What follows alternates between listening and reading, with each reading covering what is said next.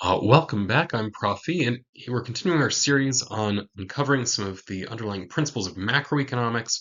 And in this video, we're going to look at how we measure unemployment, being another measure we use to figure out how the economy is doing. So in this, we'll first talk about how we measure unemployment, and then we'll look at some of the factors that may change unemployment in the short run, and then also in the long run.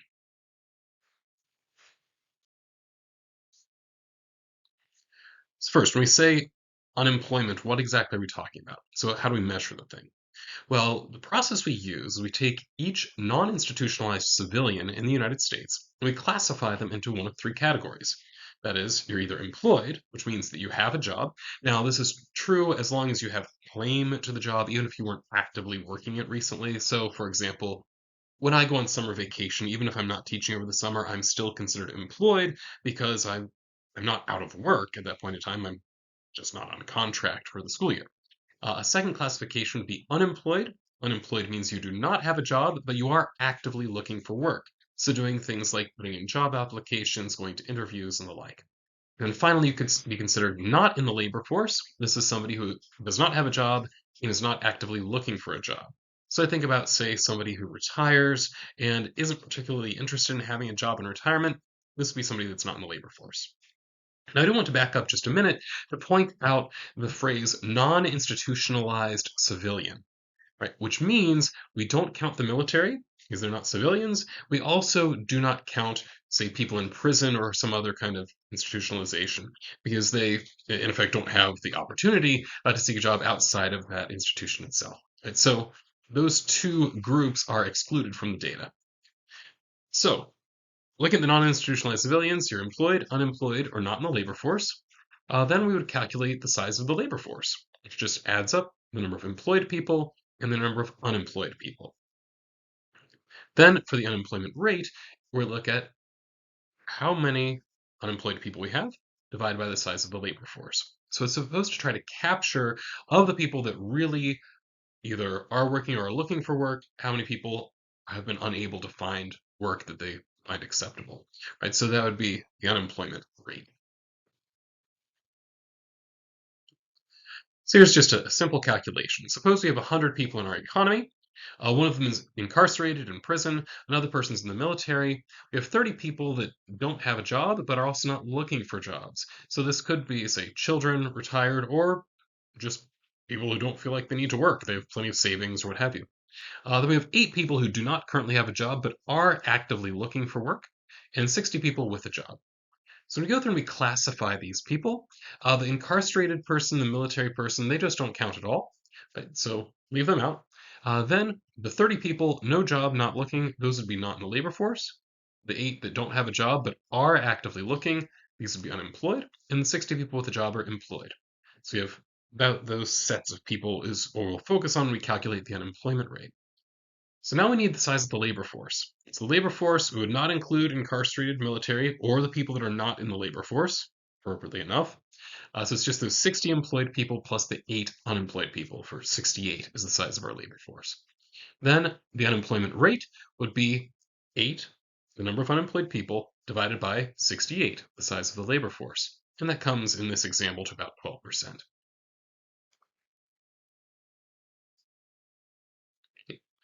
Now, when we look inside of that group of unemployed people, we can actually split them up into several different groups. We can slice it lots of different ways.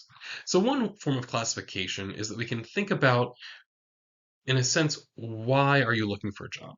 So it might be you're looking for a job because you're a new entrant, right? So that is to say you've never had a job before, but you're looking for your first job. In that case, we would consider you a new entrant. So often this would be, say, students or people who just graduated, say, from high school, from college, who just previously hadn't had a need to have a job. So these would typically be those you'd find as new entrants. We also have re-entrants. So these are people who were in the labor force at one point in time, then left the labor force for whatever reason, and now are back in the labor force. So they had a job, or at least looked for a job in the past, then they decided to stop working and stop looking for work, and now they're back looking for work again.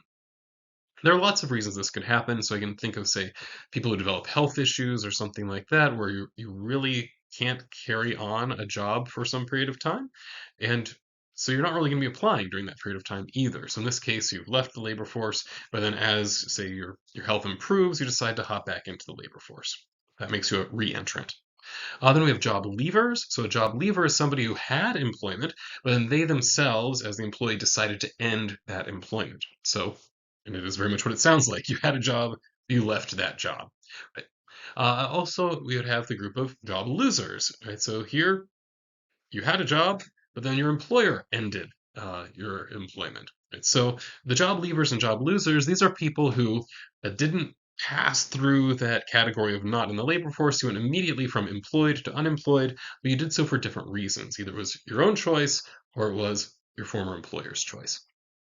Now, the reason that we classify people this way is that when you get inside that unemployment rate, it can tell a different story based on the reasons that people are unemployed. Right? So suppose that we have an unemployment rate that might feel a little bit high, but when you look underneath it, you find out that it's filled with new entrants, re-entrants, and job leavers, and very few job losers. Well, in that case, it seems like people are actually pretty excited about the prospects of finding a job. So people that previously didn't had never had a job before are now looking for work.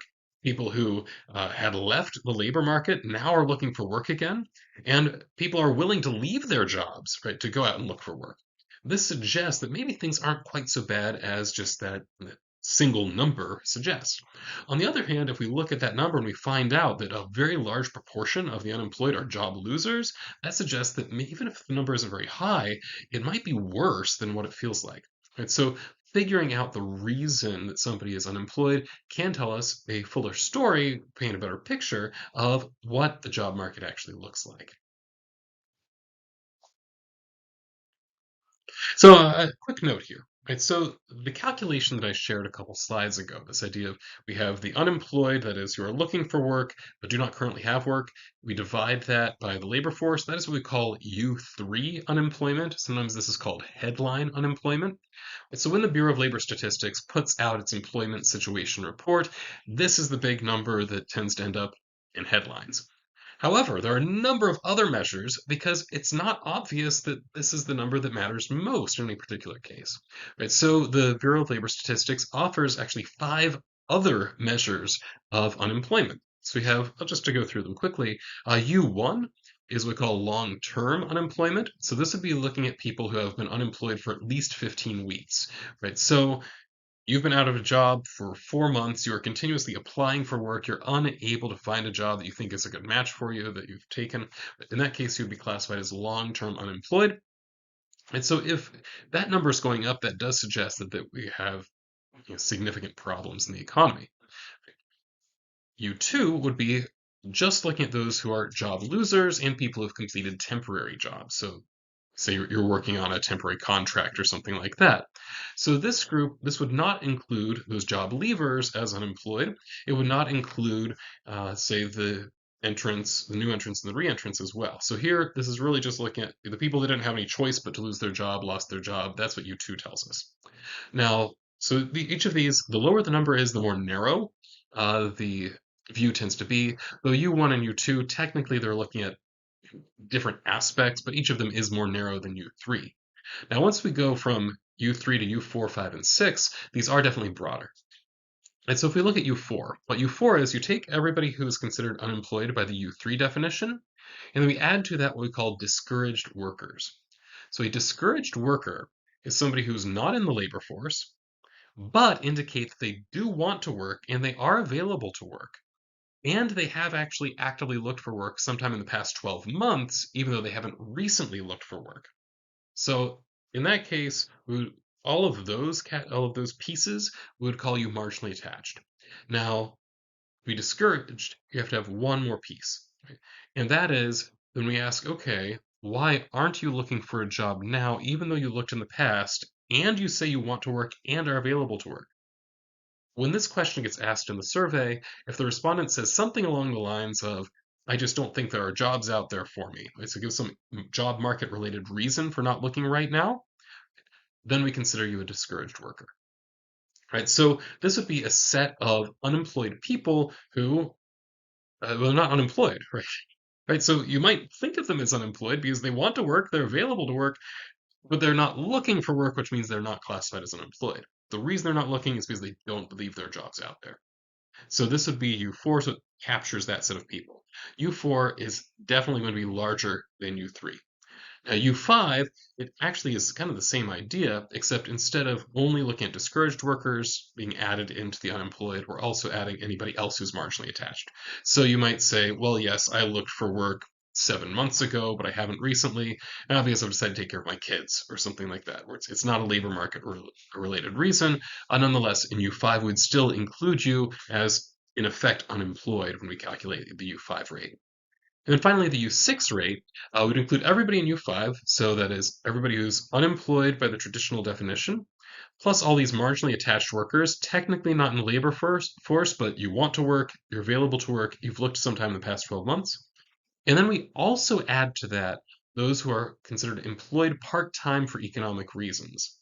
So these are people who have a job, so you are actually employed, but that job is part-time, and you indicate that you would like full-time work, you're available for full-time work, but you haven't been able to find a full-time job that works for you. So in this case, you are employed part-time, but you're employed part-time for economic reasons. That is, it seems like full-time work just isn't available. So U6 is the broadest measure we use. Now, is it considered unemployment? I think that it would tend to be considered a measure of labor underutilization at that point. So after all, if you're working part-time, you're not unemployed. You might be underemployed, though. So that's what we're trying to capture with that. So if you really want a complete view of what the labor market looks like, or at least a more complete view, you wouldn't look just at U3.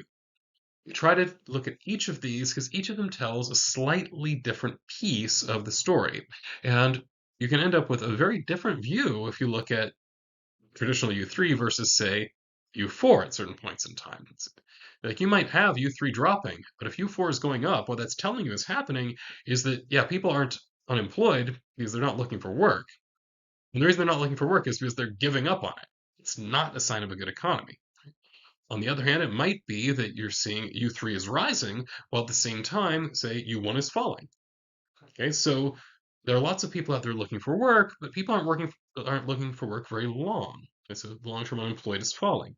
So that tells you there's a lot of turnover, but that's not necessarily a bad thing, depending on the structure of your economy. So now let's look into some reasons that unemployment might change. So we'll first start at the short run. So in the short run, the demand for labor is going to rise and fall as the economy does. And so if workers are more productive, if there's a large demand for goods, we tend to see the demand for labor also rise. The demand for labor rises, we'll tend to see more people employed, and we'll tend to see wages rise as well. On the other hand, if the economy turns bad, we tend to see a decrease in the demand for various goods. We don't want to produce as much, therefore we don't hire as many people most of the time. As a result, we'd expect wages to fall, and we'd expect fewer people to be employed. So this leads to what we call cyclical unemployment as the economy grows and as it shrinks. Now, there is a big question here, though. That is, why is it, if you go back to traditional microeconomics, the description of the labor market, as demand drops, you don't expect excess supply to occur. Instead, what you expect is the price is going to fall to adjust for that. Yet unemployment, what does that look like? It looks very much like excess supply. People who would like to work but are unable to find work, are actively seeking work. This is like you are offering to work for people.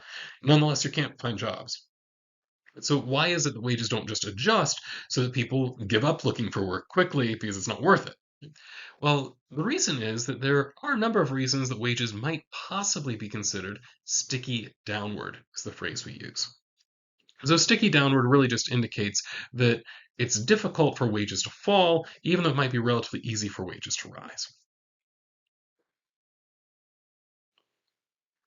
All right, so we've given it a name, but why, right? Why is it that wages could be considered sticky downward? Why might wages have a hard time falling in response to a drop in demand? And there are a number of possibilities out there that have been suggested. So one possibility is implicit contracts. So the idea of the implicit contract is that when I take on a job with my employer, one of the things they're, well, not, it's not in the written contract, but they're implicitly agreeing to is that they're going to pay me whatever my hired at wage is. It's not going to fall from that point. I might get raises in the future, but I'm not going to be paid less than was originally agreed. And so in this case, if an employer believes this is the way things were structured, then they know if they try to cut my wage, that's going to immediately lead to morale issues, right? So you can have serious issues in productivity simply because you violated an understood contract, even if it was not a literal legal contract. A second theory is what we call efficiency wage theory. So efficiency wage theory states that employers will pay slightly more than the going wage out in the market as a whole in order to encourage their workers not to shirk. And so we want workers to try to work hard so they don't end up unemployed. So what happens here is that if you lower that wage, you've just gotten rid of the incentive workers have not to shirk. Right? So the reason they're not shirking is because you're paying more than they can expect to get anywhere else. Once you stop doing that, then they start shirking. Right? So you've lost productivity because you are paying less. A third option is what we call adverse selection of wage cuts. So this is all thinking about if I give my workers wage cuts, how will they respond in terms of who's going to stay and who's going to leave? And the point that is made here is that those workers that stay are probably going to be those that have a hard time finding another job, which is probably because they're not very productive. Meanwhile, those workers that are more productive will have an easy time finding another job. So you cut everybody's wages, this group of workers leaves, this group of workers stays. The group of workers that leaves are specifically the people who would justify being paid high wages, right? Because they're the ones that have the easiest time finding another job. Right? So you end up with this very specific turnover issue. So it's not just that, oh, you're losing workers and have to replace them, it's that you're specifically losing your most productive workers and trying to replace them. And so we have a potential lost productivity here. An additional possibility of you're losing productivity is what they call the insider-outsider model. The idea of the insider-outsider model is that after someone has been working working for your firm for a while, they develop a certain amount of knowledge of how things work, which means then, right, anytime you hire from somebody outside, right, you have to train that person. And so what you want to do then is once somebody's an insider that knows how the business works, you want to try to keep them. Lowering their wages is not a good way to keep your workers. So in this case, again, it's related to turnover. If you lower people's wages, your insiders leave. Now you have to hire a bunch of outsiders and you're stuck having to train a bunch of people. So we end up, again, with more turnover issues here. It's not so much because of who it is that decides to leave as the fact that anybody who decides to leave is probably going to be an insider, and replacing insiders is very difficult to do and expensive. Now, the last one is more worker driven. That's this relative wage coordination argument. So the idea here is that workers might be willing to accept a wage cut if every other worker accepts a wage cut. That is to say, like, okay, we understand the economy is not very good. I would, in fact, rather earn a little bit less than be out of a job. Problem is that I care about my position relative to other workers in the economy. Right? So you can't just cut my wages. So then we have the problem where any employer then that tries to cut their own workers' wages, the workers are upset because they've just seen a drop in their relative wage. If everybody did it, we'd be okay. But there really isn't a good way for all of the employers to get together and organize a universal decrease in people's wages. So this problem of relative positioning makes it difficult to pull off, right, a decrease in wages.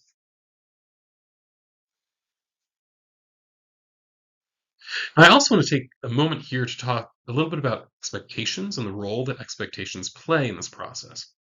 That is, when we have an economy where wages are sticky for whatever reason, expectations play a big role in how wages get set. Which means then, like, I know it's going to be hard for me to decrease wages for you.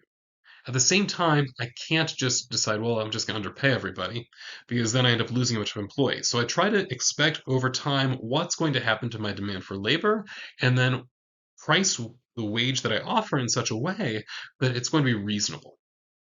The problem, though, is that my expectations might be wrong. And when expectations are wrong is when we tend to see a big swing in unemployment. Right? So I price my wages based on a particular, say, level of productivity I expect. Turns out workers are much more productive. Well, now, rather than increasing wages, I'll probably just go out and hire more people. Since you're more productive, it's easier for you to cover the wages that I want to pay you, so I'll hire.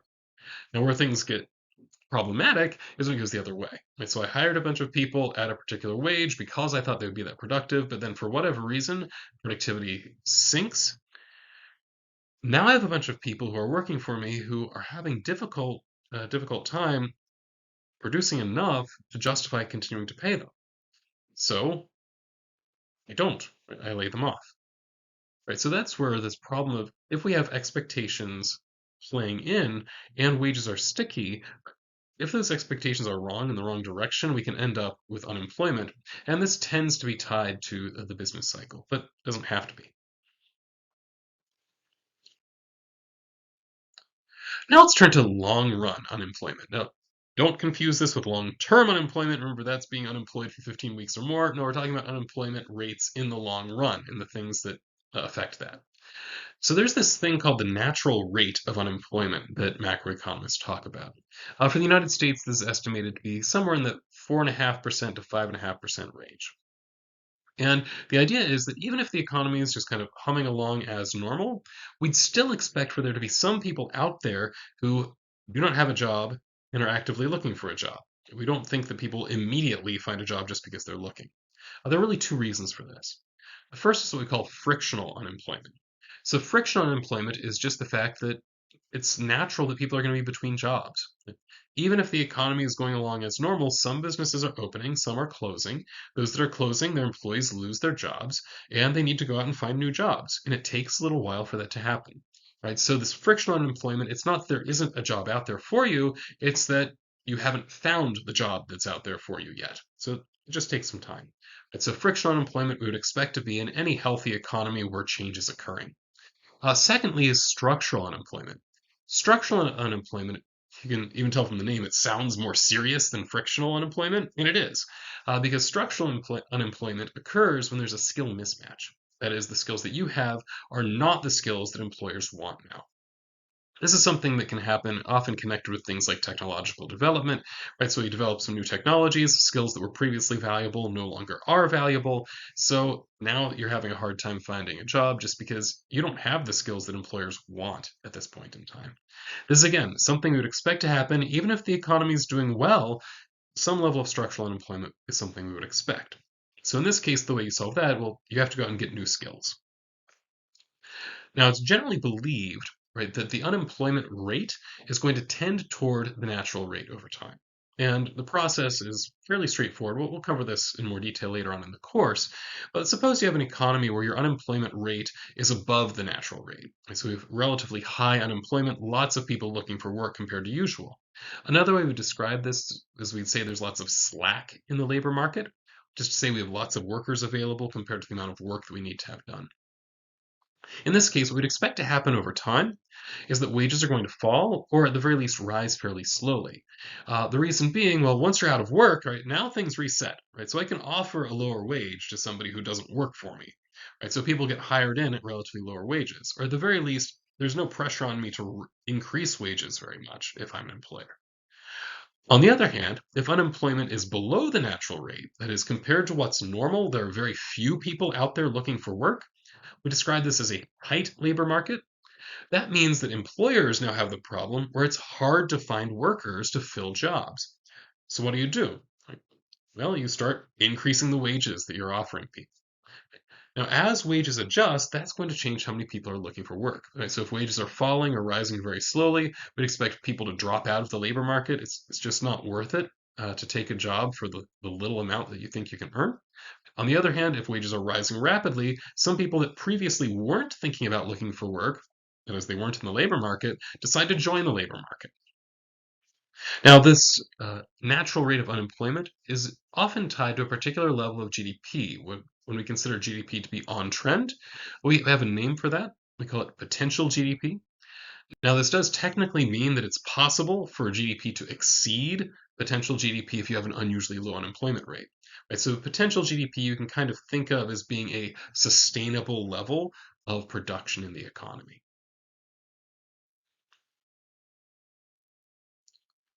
Now, one of the things that can influence unemployment over time is policy. Like that is that we can have policies that make unemployment rates either higher or lower. Now, some of them are fairly obvious. So things like if we have a more stable economy, then cyclical unemployment will be less of a problem. So you do things to stabilize the economy. Right? Or it might be we have skill training programs that we can use those in order to lessen or decrease the level of structural unemployment. Or if we have, say, lots of available job matching services in our economy, if that's something that's easy for people to set up, in that case, frictional unemployment we'd expect to be somewhat lower as we're going to match more easily. Or if, say, it's really easy just to start a business. Well, in that case, people lose their jobs. They might just start their own business, or startups can now find employees very easily. Right? So all of these would tend to decrease the level of unemployment. Now we can go the other way, of course. An unstable economy is going to tend to have very high rates of cyclical unemployment. An economy where skill training is not readily available, you're going to tend to see lots of structural unemployment. If job matching is really hard or it's hard for you to start new businesses, we'd see lots of frictional unemployment. Another thing that comes in is wage rigidities. Right? So how easily can wages move? If you have very high minimum wages, that makes it very hard for wages to adjust when things are bad in the unemployment situation, right? So in that case, you're going to tend to see unemployment hang around for a while. Similarly, if you have very strong labor unions, that's something that can tend to create very high, very rigid wages. Another thing that can have an impact here would be unemployment compensation. Unemployment compensation, the way it's typically structured, is that if you get a job, you lose it. Right? So if you have really generous unemployment compensation, that's a reason not to take a job. So you tend to see people will be unemployed for longer periods of time if you have generous unemployment compensation. Now, sometimes the types of effects you get from policies can be counterintuitive. Right? So it might be something where we'd say, well, we don't think it's right, for firms to easily be able to fire people or just lay people off for purely economic reasons. You have to have a good reason. They have to have done something wrong, right, for you to get rid of them. So it needs to be with cause. So we don't want to let people get laid off or fired without cause. Well, the reality seems to be the way businesses react is that if you make it harder to fire people, we're going to be very slow to hire people, which means, right, having these types of rigid labor laws put in place where it's really hard to get rid of your employees means you're going to be very hesitant to get employees in the first place. Right? So this can actually end up resulting in much higher levels of unemployment you see year after year simply because we don't want to take the risk on hiring somebody unless we're very sure we want to keep them forever. So just summing up quickly here, there are several ways to measure unemployment. Uh, we can include or not include different groups, and each of these is going to give us a slightly different picture of the overall economy, or at least the job market. Uh, the level of unemployment is going to be affected by both cyclical, frictional, and also structural factors, and it can also be influenced by policy. Though, again, we do need to take care because policy can have counterintuitive effects.